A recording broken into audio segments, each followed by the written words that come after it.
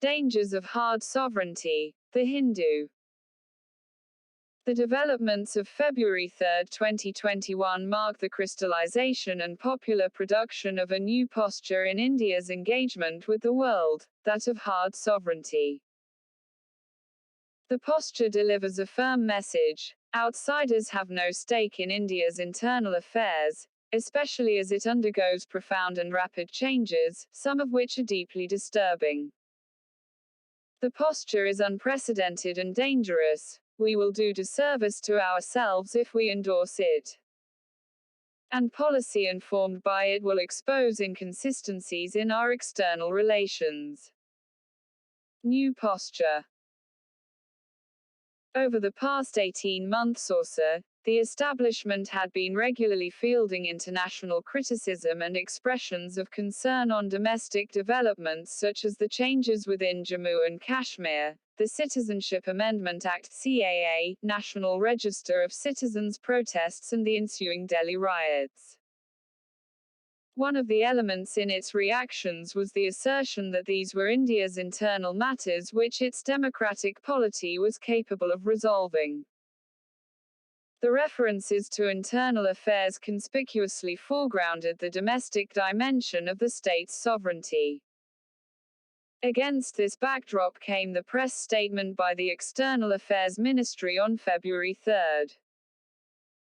It expressed official India's displeasure at social media remarks by well-known figures, including a global celebrity and an activist, on the response to the farmers' protests. Official facts were put forward. The claim was made that vested interests had tried to derail the protests and sully India's international reputation. Celebrities and others were advised to ascertain facts before commenting on the matter and to resist the temptation of sensationalizing it. This detailed and somewhat oddly phrased statement was measured in its operative part. However, it ended with two hashtags. One suggested that there was propaganda, presumably global, against India. The other sought to rally Indians against it. Soon, celebrities, partisans of the regime at the center, and a large body of concerned Indians picked up where the statement had left off. The hashtags were extensively used as a multitude of statements containing expressions of respect for the farmers and the need to resolve the issue amicably while calling for Indians to stay united swirled about on Twitter. From the intellectual churning arose the posture on hard sovereignty. Sachin Tendulkar's loaded tweet captured the underlying theory. The statements by outsiders threatened to compromise India's sovereignty. They could watch the internal goings-on, but had no right to participate in them.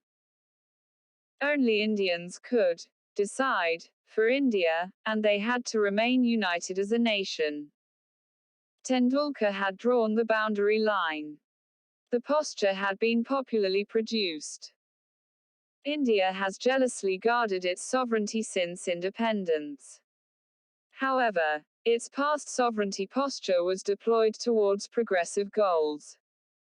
It was a bulwark against great power bullying and it asserted the autonomy of weaker nations. In contrast, the new posture seeks to fend off international criticism of unpleasant domestic developments. While this may suit hyper-nationalism, it will harm national interest. First, India's global game of status-seeking and strategic influence plays out on the turf of liberal democracies. The Prime Minister's claim of having enhanced India's international prestige has had as its ace reference point the recognition offered to him, and by extension India, by principally conservative forces within Western democracies. Remove the spectacles of bonhomie with former U.S. President Donald Trump, warm relations with former UK Prime Minister David Cameron, the tactical use of the A-flat key bar slogan, the events of Madison Square Garden 2014, Wembley Stadium 2015, the London Town Hall 2018, Howdy, Modi 2019, Namaste Trump 2020, as well as the New Delhi tea with former U.S.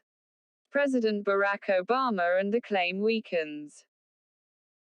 On the strategic front, 5 of India's key partners in the Indo-Pacific context are democracies: Japan, Australia, the US, the UK, and France. 4 of these are liberal and Western. A special understanding exists among liberal democracies because they share common norms and beliefs. That human rights are universal and inviolable is one of them, and this gives governments and the civil society within liberal democracies the moral authority to nudge, criticize or rebuke a partner that doesn't match up. Democracies measure each other by higher standards. This explains the pushback of varying degrees from German Chancellor Angela Merkel, UK. Prime Minister Boris Johnson, Canadian Prime Minister Justin Trudeau and even Mr. Trump in the past 2 years. It also explains the concerns expressed by Western legislators and human rights bodies. If the establishment adopts a hard sovereignty posture soaring on the wings of strident domestic sentiments, it would encounter greater diplomatic friction. India's global game would also be adversely impacted. Siege mentality. Second, hard sovereignty invariably tends towards national isolationism and siege mentality. Chances are high it would further strengthen the national-scale parochialism being encouraged by the rhetoric of Atmanirvata, self-reliance. Such trends have an uneven impact. Those who championed hard sovereignty would soon be at an elite sporting event in a Western capital. But they would have left their fellow citizens beleaguered. At a time when public sympathy for dissenters is at a discount, critics are being labeled, and institutions are falling short on the constitutional obligations, hard sovereignty falls like an axe on the sapping morale of nonviolent social movements. Social movements do not follow the diktats and rhythms of sovereign states. They draw energy through transnational solidarities and bring about important policy corrections within and across states. Case in point, Black Lives Matter, which our celebrities supported. Imagine the consequences of being further marooned for social struggles hitherto considered indispensable to the health of Indian democracy. Finally, it would increase the susceptibility of our neighborhood policy to criticism on the grounds of inconsistency. Consider the CAA, 2019. Although the letter of the amendment doesn't state it, the accompanying public discourse has carried an indictment of India's Muslim-majority neighbors insofar as their treatment of minorities is concerned. Is it unlikely that we will hear governments and others within our neighborhood decry us for interfering in their internal affairs? Indeed. The Pakistan Foreign Office took this line in December 2019 as the CAA was passing parliamentary process. It won't be surprising if others followed, especially if equations turned sour, as they periodically do on the subcontinent.